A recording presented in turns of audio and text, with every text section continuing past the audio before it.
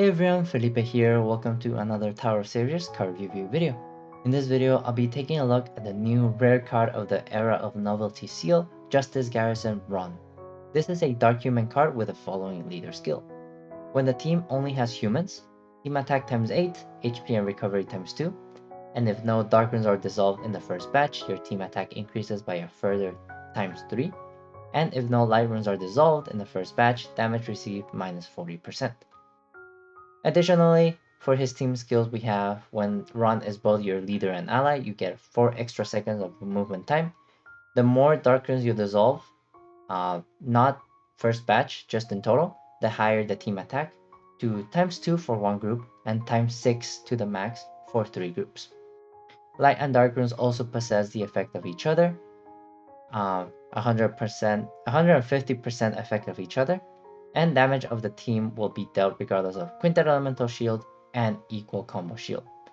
So overall, I do think his leader skill is really good. Team attack times 8 is pretty high. More recently, we've been seeing times 7, times 6. So times 8 is definitely a nice number for attack multiplier, and it will allow Ron to be part of the meta teams. And you get a times 3 additional attack bonus if you do not dissolve Dark Runes in the first batch. You also get HP and recovery bonuses, which will give you more survivability because higher HP and higher recovery means you can tank more hits and you can recover, which allows you to tank more hits. This is pretty standard in the meta right now. You do need higher HP for some stages out there right now, so having that HP bonus is definitely good for Ron. However, for his team skill, we do have that the more Dark Runes dissolved, the higher your team attack. So basically, the playstyle that you will need to do is you want to stack Dark Runes as much as you can, and make sure that when the Dark Runes fall, they form different groups in order to get that times 6 attack multiplier. That being said, it is going to be a quite challenging playstyle and really depending on your spinning skills and rune stacking skills, because you don't want to save too many Dark Runes, otherwise stacking becomes hard and you might accidentally dissolve Dark Runes in the first batch, or you might also just end up with a times 2 attack bonus for one big chunk of Dark Runes instead of splitting them into 3 groups and getting a times 6 attack bonus. In my opinion, Ron is going to be a little bit skill dependent on your stacking skills and rune spinning skills. It should be okay because you do have the 4 extra seconds of movement time, but in my opinion, it will rely a lot on your stacking skills in order to get this additional attack bonus to launch attacks to the highest multiplier that you can. That being said, something that is a little bit disappointing for me is that you don't have Runestone Possession effect for other attributes, which is not the end of the world. You can always dissolve those attributes as attacking runes, but basically the only Runestone Possession effect that you have is light equals dark and dark equals light. So those are going to be your most reliable attacking runes. However, you are allowed to run a rainbow team, but the attack might fall short if you don't dissolve those attributes, or if you don't have those attributes on the board. So the lack of attacking runes is a little bit unfortunate in my opinion. However, I do think he has the attack multipliers to allow you to run a rainbow team no matter what attributes you are running. The no light dissolved in the first batch is going to be a bonus, because generally speaking, you only want to stack your Dark Runes, because stacking Dark and Light Runes can get a little bit hard, especially within the limited amount of time that you have to spin. Making sure that you don't dissolve 2 types of runes in the first batch can be quite challenging, especially if your skills are, if you're new to the game or if you haven't played in a long time. Even for me, making sure that I don't dissolve 2 types of runes in the first batch can be a challenge. 1 type, no problem. 2 types, a little bit more challenging. 3 types, usually rely on active skills. But yeah, So I would only stack light runes if you need the damage reduction. If you don't, I would say just focus on splitting your dark runes in order to get that ×6 attack bonus. So yeah, overall, I think as a leader, Ron has the attack and the damage output required for it to be a meta team. However, he will be a little bit more depending on rune spinning skills and stacking skills. And you won't have that runestone possession effect that I was talking about. So running Rainbow Team will be good because they benefit from the extra team attacks. But generally speaking, you do want to have Dark Runes in order to launch higher damages by dissolving more groups and triggering his team skill. So in terms of team members, I do think any human, you have access to the entire human pool. But I do want to mention that based on his leader skill, Yoko might seem to be a good idea because it will get rid of both dark and light runes. However, because she gets rid of dark and light runes, you don't have control over your stacking and you will not be able to trigger your team skill reliably. So in my opinion, you still want some dark runes on the board so you can stack them and benefit from the team skill. So I wouldn't recommend Yoko for a Ron team because you will be missing out on this ×2 or even ×6 attack multiplier if you cannot reliably stack your if you don't have dark runes to stack basically. But yeah, so overall I do think Yoko is not good, but you can add other any humans. I do think you can add Kurapika, which is a great human addition to any team because he is a light card and dark runes will have the effect of light runes, so he will benefit from those as attacking runes. So Kurapika is good, Ursa is good. You can always add Xiangyu, although Xiangyu's active skill will clash with Ron's leader skill because you will be able to allow to either dissolve light runes or dark runes in the first batch depending on which one you click.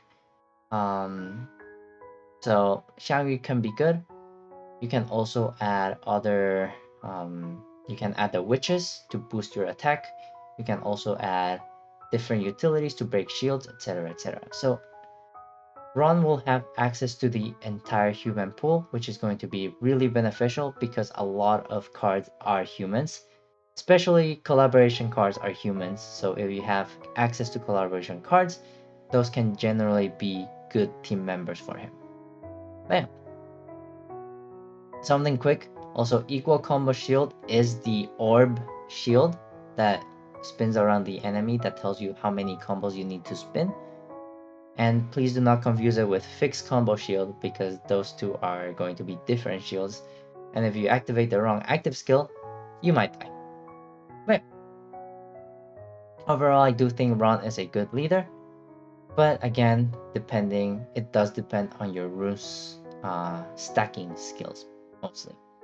Now let's take a look at his active skill. I do think his active skills really helps his playstyle.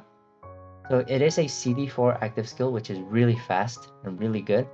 And if you equip him with a human dragonware, this is going to be a CD3 after entering the stage, which will make your life a little bit easier. So the effect is explode the columns below neighboring members to generate enchanted dark and enchanted heart runes of fixed numbers and fixed positions, and explode the column below the monster to generate enchanted light and enchanted heart runes at fixed positions. For one round, your combo count increases by 10. So here is an example of the rune position when you activate his skill. The middle is going to be your Ron, and then the neighboring members will get the dark runes. Notice how there is a row of heart runes splitting the stack. This will allow you to trigger a ×4 multiplier because once the hearts are gone, you will get 2 groups of dark runes in the second batch as sky drop, which will trigger your team skill and allow you a ×4 attack multiplier. So in my opinion, his active skill is really good. Additionally, this plus 10 combo count will help you break high combo shields, especially because you are doing a single combo first batch if you do this without spinning anything on the other side. But yeah, So his active skill is really good. However, if you are running him as leader and ally, you can basically ignore one of the columns because this is your leader, there's nothing on the left, and if this is your ally, there's nothing on the right. So basically you will end up with just 2 columns instead of 3. So in my opinion, I would recommend getting 2 copies of Ron so that you can have a Ron somewhere in the middle to guarantee that you have extra dark runes, extra groups of dark runes to get that additional attack multiplier. So yeah, especially because it's CD4, you will be able to activate leader, ally, and the third one interchangeably and increase your combo count pretty much every round if you have almost every round if you have 3 copies in the team, leader, ally, and a duplicate copy in your team. So this is one of the few times where I will actually recommend to get 2 copies of Ron, because leader and ally, you do miss out on a column, so you would only get 2 groups of dark runes at most if you don't have anything else, because you miss out on 1 column each. So you do want to have a third one so you can benefit from more groups of dark runes and deal more damage as well. So as a member, I do think the plus 10 combo count is going to be nice. This board position can be situational for your different teams. So as a member, I do think Ron is pretty much only useful for the plus 10 combo count at CD4. This is a really quick CD, a really quick skill, and allows you to get plus 10 combos, which is always beneficial in my opinion. So as a member, I do think he can be useful, but he will be a little bit more situational. But as an active skill, it does complement his leader skill really well. So in my opinion, this will make him a really fun card to play as a leader. But yeah, so overall, I do think he is a good leader and he has a good active skill, a really fast active skill because CD4 is faster than the average cooldown in the game. So being able to have a CD4 skill really benefits his playstyle and will allow him to launch higher damages when you activate the skill thanks to his team skill. However, keep in mind that he will be dependent on your human inventory pool because he can only run humans, and also your rune stacking skills because that will